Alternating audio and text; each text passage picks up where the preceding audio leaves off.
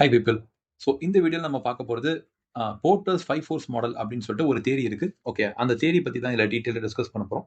So இந்த தேரி என்ன, okay, இது எப்படி அப்ளை ஆகுது, ஸோ இதனால வந்து நம்மளோட கம்பெனிஸோட ப்ராஃபிட் எப்படி அஃபெக்ட் ஆகுது, ஓகே, அதனால எப்படி ஷேர் ப்ரைஸ் அஃபெக்ட் ஆகுது அப்படின்றத நம்ம இந்த வீடியோவில் ஃபுல்லாக பார்க்க போகிறோம். So let start. So first நம்ம பார்க்க போகிறது இந்த மைக்கேல் போர்ட்டர் அப்படின்றவர் யாரு. இவர் வந்து பார்த்தீங்கன்னா ஸ்டாக் மார்க்கெட்டில் வந்து ரொம்ப ஒரு இம்பார்ட்டன்டான பர்சன். ஆக்சுவலி ஸ்டாக் மார்க்கெட் அப்படின்றத விட பிஸ்னஸ்ல ரொம்ப ஒரு இம்பார்ட்டன்டான பர்சன். ஓகே, இவர் நிறைய புக்ஸ் எழுதியிருக்காரு. ஓகேங்களா, எப்படி வந்து ஒரு கம்பெனி வந்து ரன் பண்ணணும், எந்த விதமான கம்பெனிஸ் வந்து ப்ராஃபிட் சம்பாதிக்குது, எதனால சம்பாதிக்குது, எப்படி வந்து பார்த்தீங்கன்னா ஒரு கம்பெனியை ப்ராப்பரா நடத்தினா அது எப்படி லாபம் கொடுக்கும் அப்படின்ற மாதிரி இவர் நிறைய ரிசர்ச் பண்ணியிருக்காரு. ஸோ இவர் வந்து பார்த்தீங்கன்னா கிட்டத்தட்ட ஒரு 50 இயர்ஸ் 60 இயர்ஸ் தான் வந்து பார்த்தீங்கன்னா இந்த டாபிக்ஸ்லேயே இவர் வந்து ரிசர்ச் பண்ணியிருக்காரு. ஒரே டாபிக்ல ரிசர்ச் பண்ணியிருக்காரு. ஓகே, ஸோ அதுல அவர் வந்து கிரியேட் பண்ண ஒரு விதமான தேரி அப்படின்றது தான் வந்து இந்த போர்ட்டர்ஸ் 5 ஃபோர்ஸ் அனாலிசிஸ் அப்படின்ற இந்த மாடல். ஓகே, ஸோ இதை பற்றி ஒரு நிறைய மாடல்ஸ் கிரியேட் பண்ணியிருக்காரு. நம்ம இன்னைக்கு டிஸ்கஸ் பண்ண போறது இந்த போர்ட்டர் 5 ஃபோர்ஸ் அப்படின்ற இந்த மாடலை பத்தி தான். ஓகேங்களா. ஸோ யூஸ்வலி நம்ம கம்பெனில நம்ம முக்கியமா பார்க்க வேண்டிய ஒரு விஷயம் என்னன்னு பார்த்தீங்கன்னா ப்ராஃபிட். ஸோ இந்த ப்ராஃபிட் வந்து எதனால ப்ராஃபிட் வருது அப்படின்றத நம்ம பார்க்கணும். ஸோ யூசுவலி நம்ம என்ன நினைக்கிறோம், சேல்ஸ் ஆகுது அதனால வருது, காஸ்ட் வந்து செலவாகுது அதனால இது வந்து பார்த்தீங்கன்னா கம்மியாகுது அப்படின்னு மாதிரி நினைக்கிறோம். அது மாதிரி இல்லை. ஸோ ப்ராஃபிட் அப்படின்றது வந்து பார்த்தீங்கன்னா பல விஷயங்களால வந்து பார்த்தீங்கன்னா இது அஃபெக்ட் ஆகுது. ஓகே, ஸோ இது கம்பெனி டு கம்பெனி சேஞ்ச் ஆகும், இண்டஸ்ட்ரி டு இண்டஸ்ட்ரியும் இது சேஞ்ச் ஆகும். ஓகே, ஸோ எந்த காரணங்களால இந்த ப்ராஃபிட் சேஞ்ச் ஆகுது அப்படின்றத பார்க்கலாம். ஸோ நம்ம நம்மளோட டிஸ்கஷனுக்கு நம்ம 2 கம்பெனி எடுத்துக்கலாம். ஒன்னு பெடிலைட். ஓகே, நம்ம எல்லாருக்குமே இது தெரிஞ்ச கம்பெனி பெடிலைட். ஸோ கம்பெனி நேமா நமக்கு இது தெரியாது. ஆனா இந்த கம்பெனியோட பிராண்ட் பார்த்தீங்கன்னா நீங்க கன்ஃபார்ம்டா யூஸ் பண்ணிருப்பீங்க, ஃபெவிகால். ஓகே, ஸோ இவங்க ப்ரொடியூஸ் பண்ற கம்பெனிஸ் ப்ராடக்ட்ஸ் பார்த்தீங்கன்னா Fevicol, Doctor Fixit, M Seal, Roff, Fevicryl, Fevikwik, okay, Araldite, okay, அது மாதிரி பார்த்தீங்கன்னா ஃபெவிஸ்டிக், ஃபெவிகால் எம்ஆர் சொல்லிட்டு பார்த்தீங்கன்னா இவங்களோட கன்சியூமர் பிராண்டே வந்து எக்கச்சக்கமா வச்சிருப்பாங்க. ஓகே, கன்ஃபார்ம்டா நீங்க உங்க லைஃப்ல இந்த ப்ராடக்ட்டை நீங்க யூஸ் பண்ணாம இருந்திருக்க சான்ஸே இல்லை. டைரக்டாவோ இல்லை இன்டைரக்டாவோ நீங்க இது கன்ஃபார்ம்டா இந்த ப்ராடக்ட்டை யூஸ் பண்ணிருப்பீங்க. ஸோ இது ஒரு கம்பெனி. இன்னொரு கம்பெனி நம்ம பார்க்க போறது வந்து பார்த்தீங்கன்னா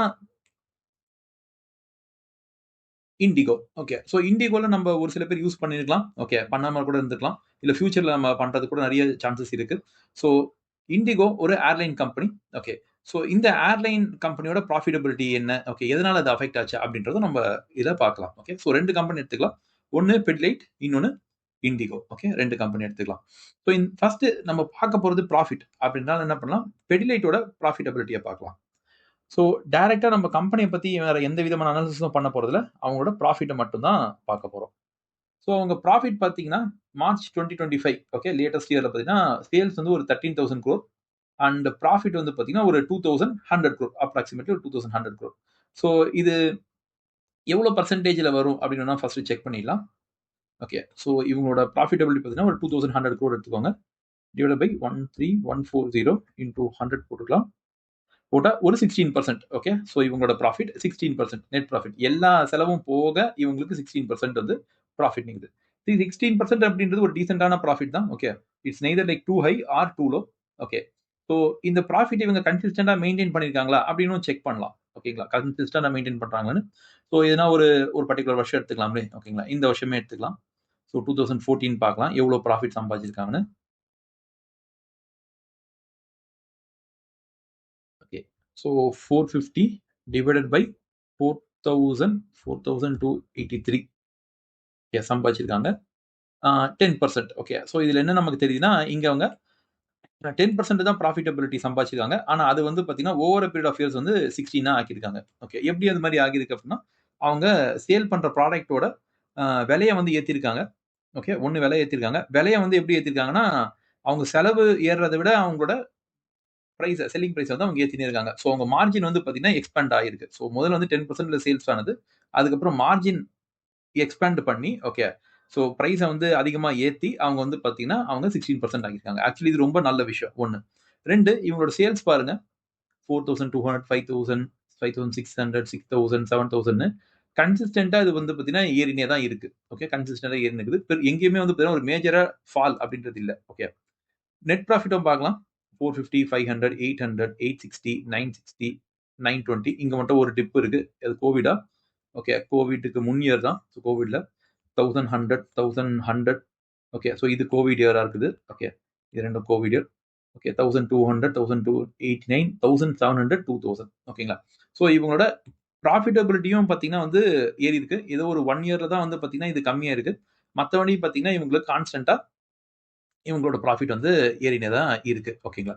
ஸோ இந்த கம்பெனிய பொறுத்தவரைக்கும் பார்த்தீங்கன்னா, இட்ஸ் ரியலி ஸ்டேபிள் கம்பெனி. அவங்க சேல்ஸும் ஸ்டேபிள், அவங்களோட நெட் ப்ராஃபிட்டும் ஸ்டேபிள்.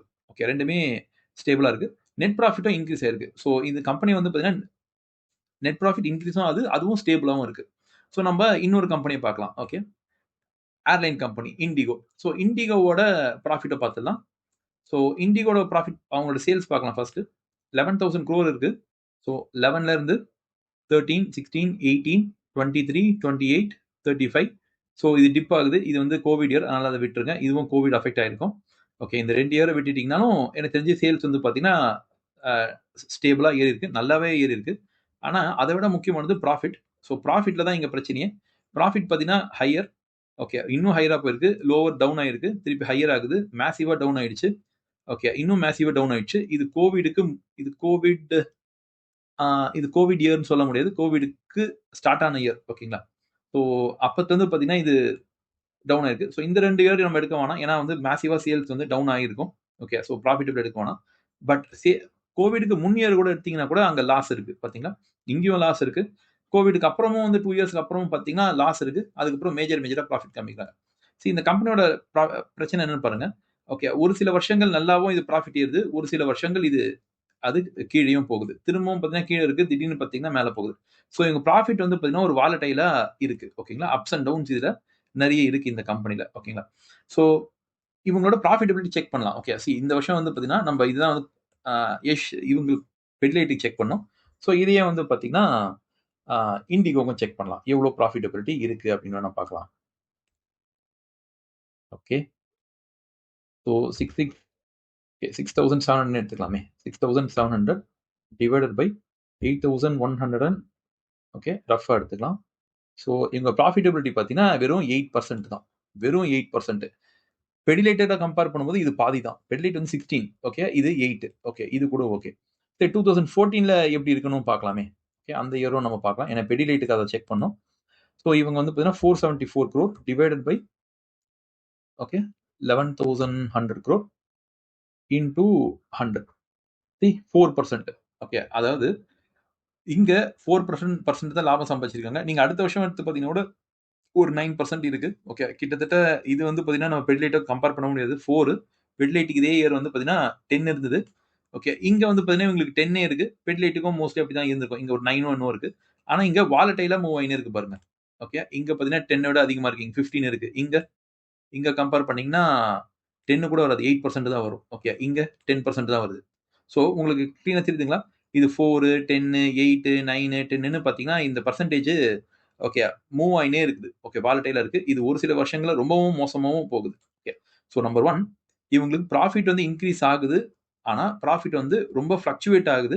ஓகே வாலடைலாவும் இருக்கு. ஓகே. ஸோ இவங்க சேல்ஸ் வேணா பரவால்ல சூப்பரா போகுது. ஆனா ப்ராஃபிட்ன்றது வந்து ஒரு ட்ரஸ்டபிளாவே இல்ல. ஏன்னா இது ரொம்ப வாலடைலா மேலயும் கீழயும் வந்து ஒரு வருஷமும் போயினே இருக்கு. ஸோ 2த்துல எது பெட்டர் அப்படின்னு பார்த்தீங்கன்னா, ஓகே பெடிலைட் அப்படின்றது ஒரு ஸ்டேபிளான ஒரு ப்ராஃபிட்டபிலிட்டி, ஹையர் ப்ராஃபிட்டபிலிட்டி 10லேருந்து 16% வரைக்கும் அவங்க புஷ் பண்ணியிருக்காங்க. இதுவே நீங்க அ இந்த கம்பெனி எடுத்தீங்கன்னா, ஓகே இண்டிகோ எடுத்தீங்கன்னா இது அந்த மாரி இல்ல. ஓகே. ஒரு சில இது வந்து மேக்ஸிமம் பார்த்தீங்கன்னா, ஒரு 4 டூ 10% உள்ள தான் அது சுத்தினே இருக்க மாரி இருக்கு. ஓகேங்களா? அது 4 டூ 10% தான் மோஸ்ட்லி இருக்கு. ஸோ கம்பேரிட்டிவ்லி எது பெட்டர் அப்படின்னு பார்த்தீங்கன்னா, நமக்கு நியூமெரிக்கலி நமக்கு கிளீனா எது தெரியுதுன்னா, ஓகே பெடிலைட் தான் பெட்டர் அப்படின்றது கிளீனா தெரியுது. யூசுவலி நம்ம என்ன திங்க் பண்ணுவோம், எது வந்து ஒரு நல்ல கம்பெனி, ஓகே அ ஒரு ஃபெவிகால் விக்கிற கம்பெனி பெட்டரா? இல்லாட்டி ஒரு இண்டிகோ ஏர்லைன் கம்பெனி பெட்டரான்னு கேட்டா, ஆப்வியஸ்லி எல்லாரும் என்ன திங்க் பண்ணுவாங்க, ஒரு ஏர்லைன் கம்பெனி தான் நல்லா சம்பாதிக்கும். அது எவ்வளோ பெரிய கம்பெனி. ஓகே. அது எவ்வளோ பெரிய ஏர்கிராஃப்ட் இருக்கு. எவ்வளோ பணக்காரங்க யூஸ் பண்றாங்க. அதுதான் பிரைஸ் அதிகமா இருக்கும். அதுதான் நல்ல கம்பெனியா இருக்கணும். அப்படிலாம் ஒண்ணும் கிடையவே கிடையாதுங்க. சி இங்க இ இது இது எதனால அப்படின்றது பார்த்தீங்கன்னா, ஓகே.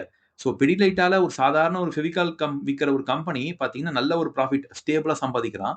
ஆனா அதுவே வந்து பார்த்தீங்கன்னா, ஒரு ஒரு ஏர்லைன் வச்சு அவ்ளோ பணக்காரங்களுக்கும் ஓகே ஹையர் மிடில் கிளாஸ்ஸுக்கும், அப்பர் மிடில் கிளாஸ்ஸுக்கும் பார்த்தீங்கன்னா, அ யூஸ் பண்ற ஒரு ஏர்லைன வச்சிருக்க இவங்களால ஏன் சம்பாதிக்க முடியல அப்படின்னு இது ஒரு கியூரியஸான கொஸ்டின். கரெக்ட்டுங்களா?